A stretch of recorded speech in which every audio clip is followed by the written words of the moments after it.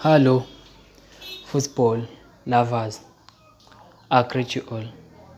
If it is your first time here on this channel, make sure you don't leave without hitting subscribe button and the notification so you notify next time I drop the video. So please like. So Reuters updated you today that how Kylian Ben Yusuf described his relationship with coach Nazar Dinapi. To be honest with you, with coach Nazar Dinapi now, it's our third season working together. We are a family, not a coach and assistant coach, declared Ben Yusuf. He gave us a lot of responsibility to do in the team, with the training and the game.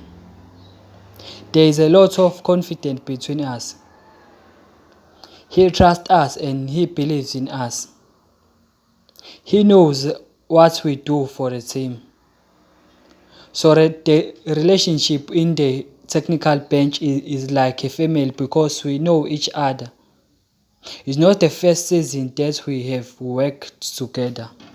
So if you are new here on this channel, make sure you don't leave without hitting subscribe button and the notification so you notify next time I drop the video.